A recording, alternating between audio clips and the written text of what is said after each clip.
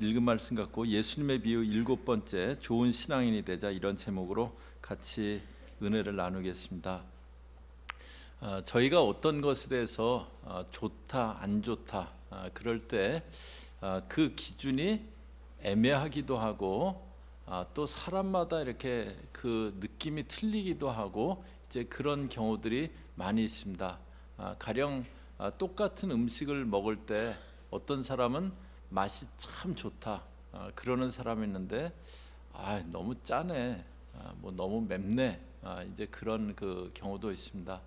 또 뭐 색깔을 볼 때도요, 가령 예를 들어서 오늘 이제 제 넥타이를 이렇게 보시면서 어떤 분들은 넥타이 색깔 좋으시다 그렇게 생각하시는 분도 계시고, 또 어떤 분들은 날씨도 쏠쏠한데 왜 저렇게 시퍼런 넥타이를 메고 나오셨어 이제 그런 분도 계실 거고, 이렇게 뭐 그 좋다 안 좋다의 기준이 이렇게 참 모호합니다.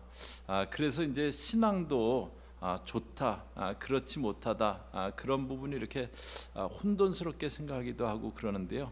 그래서 이제 어떤 신앙이 좋은 신앙인가, 그게 정리가 이렇게 안 된 채 그냥 신앙생활을 하기도 하고 그럽니다.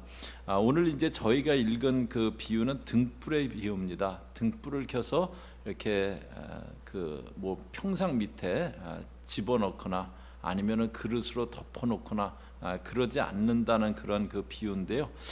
그런데 이제 그 이 비유가 이제 그 제가 이렇게 비유 시리즈 하면서 그 성경학자들이 이제 비유를 이렇게 본 그 이렇게 연구해 놓은 그런 이제 참고서들을 이렇게 좀 참고도 하고 그러는데요. 이게 비유를 이 등불의 비유는 다루지를 않았어요. 그래서 성경학자들도 안 다룬 그 비유는 그냥 넘어가자, 이제 그러고 넘어가려고 했는데 마음에 이렇게 자꾸 이렇게 다뤄야 될 것 같아요. 이렇게 좀 같이 나눠야 될 것 같아요. 그래서 다시 이제 그 성경을 이렇게 보니까는 오늘 이제 이 비유를 예수님이 꽤 이렇게 반복해서 얘기하셨더라고요. 복음서에 보면 반복해서 얘기하셨더라고요. 성경에서 많이 나온 내용이 이렇게 분량이 길거나 아니면 반복이 많거나 그런 것들은 이제 중요한 내용입니다. 그래서 이제 오늘 이 말씀 보면서 저희들 어떤 신앙이 좋은 신앙이니까, 어떤 신앙인이 좋은 신앙인인가 저희 같이 보려고 합니다. 저희가 지난주에는 이제 누가복음 7장 후반부에서요, 시몬이라는 바리새인과 또 예수님 발에 향유를 분 여인의 모습을 보면서 사함이 적은 자는 적게 사함 받은 자는 적게 사랑한다는 그 비유를 보았는데요. 그리고 이제 8장에 들어와서는 씨 뿌리는 비유, 저희가 비유를 보면서 처음 봤던 그 비유가 이제 8장 초반부에 그렇게 나옵니다. 그리고 나서 이제 등불의 비유가 나와요. 마가복음에서도 보면은 씨 뿌리는 자의 비유가 나오고 거기에 이어서 등불의 비유가 나옵니다. 이것은 무슨 의미인가 하면은요, 씨는 하나님의 말씀이라 그랬어요. 말씀이 떨어졌어요. 그러면 그 말씀은 빛을 비치게 돼 있다는 거예요. 말씀이 떨어져 있으면 빛을 비추게 그렇게 돼 있다고 합니다.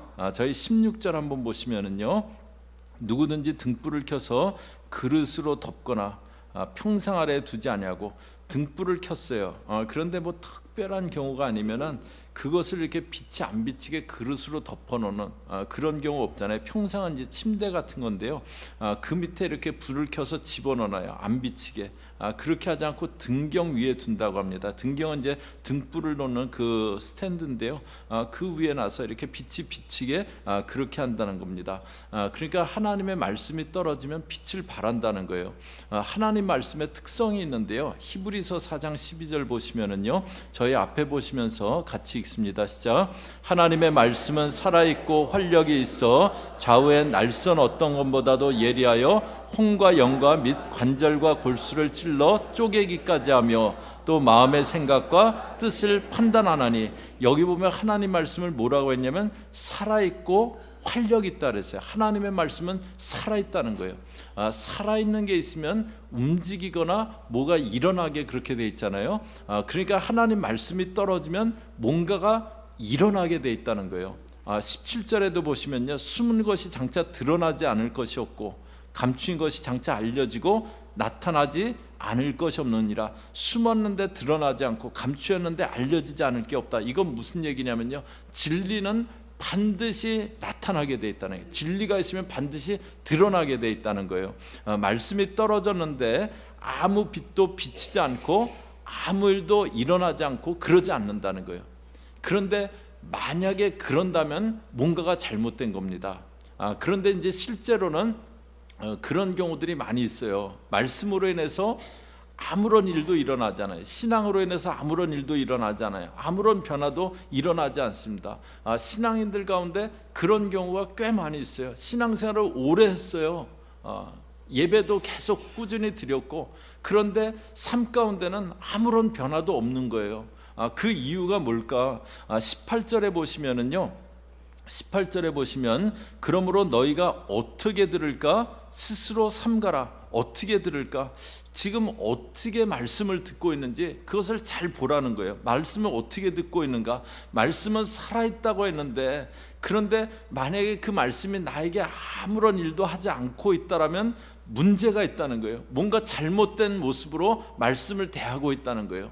그런데 저희가 잘못된 모습으로 말씀을 대하는 거, 그런 거 어떤 모습이 있을까요? 이제 오늘 비유 다음에요, 한 가지 이제 그 사건이 나옵니다. 19절에 보시면요, 예수의 어머니와 그 동생들이 왔으나 무리로 인하여 가까이 하지 못하니, 예수의 어머니와 동생들이 예수님을 찾아왔대요. 근데 사람들이 많아갖고 이제 가까이 못 간 거예요. 그랬더니 20절에 어떤 이가 알리되 당신의 어머니와 동생들이 당신을 보려고 밖에 서 있나이다. 이제 당신 어머니하고 동생들이 왔습니다. 누가 이렇게 알려드린 거예요. 그랬더니 21절에 예수께서 대답하여 이르시되 내 어머니와 내 동생들은 곧 하나님의 말씀을 듣고 행하는 이 사람들이라 하시니라. 그랬더니 예수님이 내 어머니 내 동생은 누구냐면 하나님의 말씀을 듣고 행하는 사람들이다. 이제 그렇게 말씀을 하세요. 그러니까 말씀 듣는데 중요한 것은, 말씀을 대하는데 중요한 것은 말씀을 갖고 행하는 것이다. 말씀이 행하는 것, 그것이 중요하다. 그것을 지금 말씀하시는 건데요, 저희 신앙은요, 새로운 지식을 알려고 하는 것, 그것이 신앙이 아닙니다. 신앙을 이제 자꾸 지식적으로만 그렇게 접근하는 그런 경우가 있어요.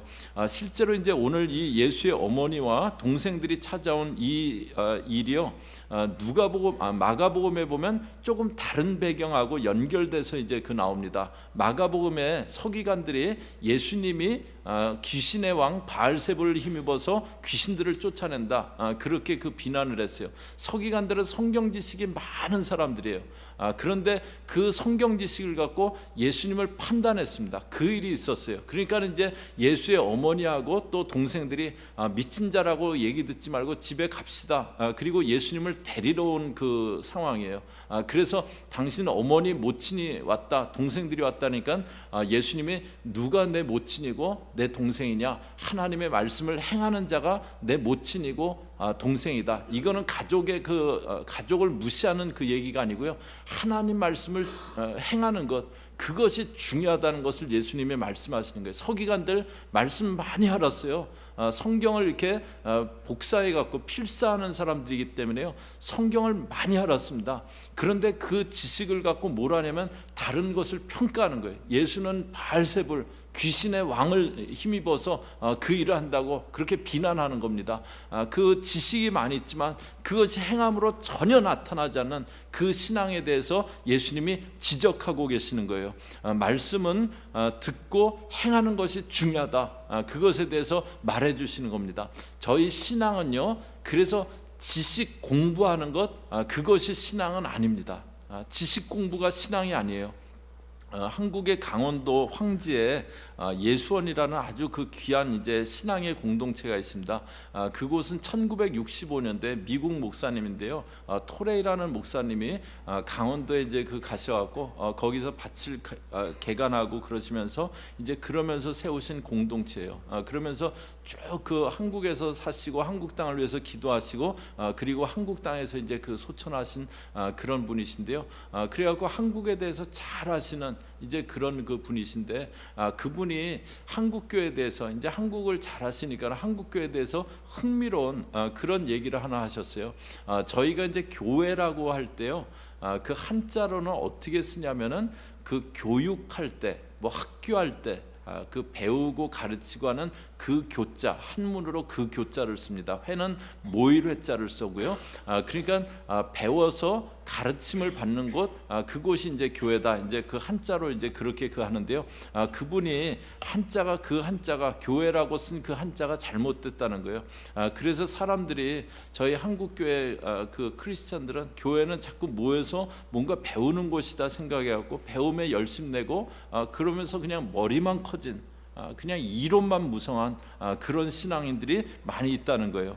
저희 신앙은요, 배움이 필요 없다는 거 아니고요, 바른 지식, 말씀을 바르게 하는 거, 그거 반드시 있어야 됩니다.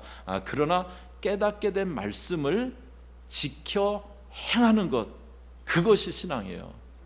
그냥 알고 있는 것, 그것이 신앙이 아니고요, 그 알고 있는 것을 내가 행하는 것이 신앙입니다. 저는 오늘 예배하는 저희 3부 예배 식구들이 그냥 말씀을 알고 있지 않고, 저희가 많이 듣고 그래서 알고 있잖아요. 많이 알고 있잖아요. 알고 있는 것으로 끝나지 않고요, 그것이 내 삶 가운데 행함으로 나타나는 그런 저와 여러분 되시기를 주의 이름으로 축복합니다. 그 다음에 이제 말씀이 떨어졌는데요, 빛이 비치지 않는 이유가 있어요. 18절 그 중간에 보시면요, 누구든지 있는 자는 받겠고 없는 자는 있는 줄로 아는 것까지도 빼앗기리라. 있는 자는 받겠다, 없는 자는 있는 줄로 아는 것까지 빼앗기겠다. 이제 그런 말씀을 하세요. 무슨 뜻인가? 말씀을 받았어요. 그리고 그 말씀을 따라서 자기 삶에서 행하면서 그렇게 살아갑니다. 그 사람은 심령의 삶이 계속 풍성해지고 열매가 있다는 거예요. 그런데 그 반대로요, 말씀을 받고 행하지 않아요. 그러면 있는 것까지 빼앗기는 것처럼 열매도 없고 그 말씀이 자기 것 되지 못한다라고 그렇게 하시는 거예요. 예수님이 그 반석 위에 지은 집, 모래 위에 지은 집, 거기서도 이런 얘기를 했어요. 비바람이 불었는데 그냥 견고하게 서 있는 집이 있고 무너짐이 심한 집이 있어요. 그 견고하게 서 있는 집은 반석 위에 세워졌대요. 무너진 집은 모래 위에 세워졌대요. 그래서 똑같은 비바람이 불었는데 한 집은 무너진 거예요. 모래 위에 지은 집은 무너진 거예요. 그런데 모래 위에 지은 집은 뭐냐? 말씀을 듣기만 한 자, 그게 모래 위에 지은 집이라는 거예요. 말씀을 듣고 행하는 자, 그 사람이 반석에 집을 지은 사람이라고 합니다. 성경은요, 한 BC 1450년 그때부터 이제 쓰여지기 시작해갖고 AD 1세기까지 한 1500년간에 걸쳐서 그렇게 쓰여졌고요. 또 그 성경을 받는 첫 번째 대상도 그 당시에 그런 사람들이었어요. 그래서 성경을 이스라엘 역사책이다, 이제 그렇게 생각하는 사람들도 간혹 있어요. 그런데 성경은요, 살아있다 그랬어요. 이 말씀은 살아있다 그랬어요. 그냥 문자가 아니고 살아있는 말씀입니다. 그러니까 2000년 전, 멀리는 3500년 전에 쓰여졌지만 또 첫 번째 그 대상도 그 당시 사람들이었지만, 그러나 오늘 저와 여러분에게도 들려주시는 하나님 말씀, 그것이 성경입니다. 오늘 나에게 들려주시는 하나님의 말씀이에요.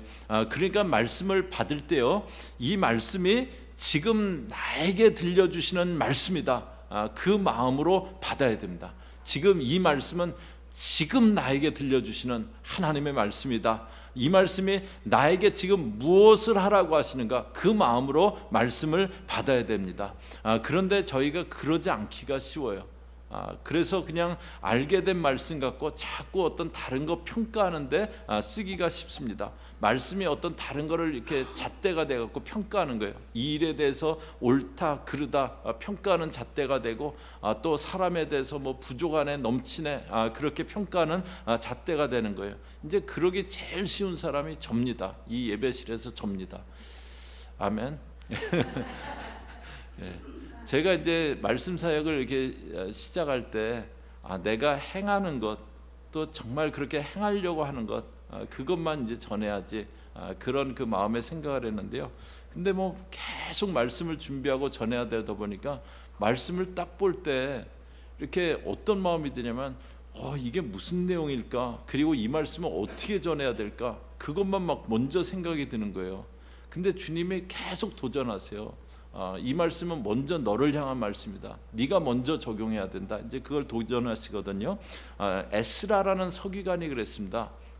이스라엘 백성들이 하나님을 떠나갔고요. 말씀에 불순종하고 그리고 바벨론에 70년간 포로 간 그런 일이 일어났어요.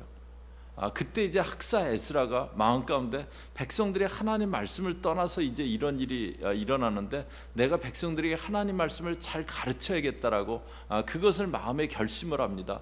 그런데 그 결심을 단지 가르쳐야지 그것만 결심하지 않아요. 에스라서 7장 10절 보시면요, 저희 거기 앞에 보시면서 같이 읽습니다. 시작. 에스라가 여호와의 율법을 연구하여 준행하며 율례와 규례를 이스라엘에게 가르치기로 결심하였었더라. 여기 처음에 뭐라고 합니까? 여호와의 율법을 먼저 연구하고 자기가 준행하고 자기가 먼저 그것을 행하고 그 다음에 가르치겠다고 그렇게 결심을 합니다. 말씀을 피상적으로 대하면 안 됩니다. 말씀은 나를 향한 말씀이 돼야 돼요. 나를 향한 말씀이 돼야 돼요. 말씀 갖고 다른 것을 평가하면 안 됩니다. 저희 교우들은 말씀이 다른 것을 평가하는 잣대가 아니고요, 그것이 나에게 들려주시는, 지금 내가 그 말씀을 붙잡고 삶을 살아가라고 주시는 그 말씀으로 꼭 받으시기를 주의 이름으로 축복합니다. 오늘 이제 신앙이 어떤 신앙이 좋은 신앙인가, 오늘 말씀은 그것을 보여주는데요, 행함이 있는 신앙, 그래서 빛을 발하는 신앙, 그것이 좋은 것이라고, 좋은 신앙이라고 합니다. 말씀 받았으면 행함이 있어야 된다는 거예요. 그래서 야고보서에서 거듭 말씀해 주는 게 행함이 없는 믿음은 죽은 믿음이다. 행함이 없는 믿음은 죽은 믿음이라고 그렇게 합니다. 물론 이제 행함을 중시하면서 또 뭐 그냥 알기만 하고 행하지도 않고 그거 필요 없다, 우린 열심히 행한다 그러면서 말씀을 무시하는 거, 그것도 이제 치우친 신앙입니다. 그러나 말씀을 받았으면, 말씀을 깨달았으면 그것은 꼭 저희들의 행함으로 연결이 돼야 됩니다. 그러기 위해서는요, 지식적으로 말씀 접근하면 안 됩니다. 제가 이제 저희 교회 창립 때부터 계속 이렇게 강조했던 말씀이에요. 지식으로 우리가 신앙을 접근하지 말자. 뭔가 새로운 것을 알고자 하는 마음으로 신앙을 접근하면 안 됩니다. 내가 많은 성경 지식이 있다, 그걸 뭐 과시하고 싶은 어떤 그런 마음으로 신앙이 접근되면 안 됩니다. 또 말씀을 피상적으로 다른 어떤 것을 이렇게 생각하면서 접근해도 안 돼요. 나에게 들려주시는 것이 돼야 됩니다. 그래서 말씀 따라 행함으로 변해가는 그런 신앙이 돼야 됩니다. 오늘 이제 저희들 어떤 신앙이 좋은 신앙인가, 그걸 봤는데요, 저희들 좋은 신앙의 뭐 기준이 잣대가 사람마다 이렇게 틀립니다. 교회 빠지지 않고 나오면 좋은 신앙이지, 그렇게 생각하는 사람도 있고요, 성경 지식 많으면은 난 신앙 좋다 그렇게 생각하기도 합니다. 그런 것도 물론 중요합니다. 그런데 궁극적으로 좋은 신앙은요, 내가 말씀을 따라서 행하는 신앙, 말씀을 따라서 행함이 있는 것, 그것이 좋은 신앙입니다. 좋은 신앙의 기준은요, 애매하지 않습니다. 분명합니다. 말씀이 행함으로 나타나는 신앙, 그것이 좋은 신앙입니다. 내가 아무리 오래 신앙생활했어도요, 성경 지식이 아무리 많이 있어도요, 그런데 그것이 행함으로 나타나지 않는다면, 또 나를 통해서 아무 빛도 드러나지 않는다면 그 신앙은 좋은 신앙 아닙니다. 말씀을 듣고 그것이 행함으로 나타나는 신앙, 저와 여러분은 그런 신앙인, 좋은 신앙인 다 되시기를 주의 이름으로 축복합니다. 같이 기도하겠습니다. 하나님 아버지, 저희가 머리만 커진 그런 신앙인 되지 않게 없어서, 많이 듣고 아는 건 많은데 행함은 적은, 행함은 없는 그런 모습 되지 않게 해 주옵소서.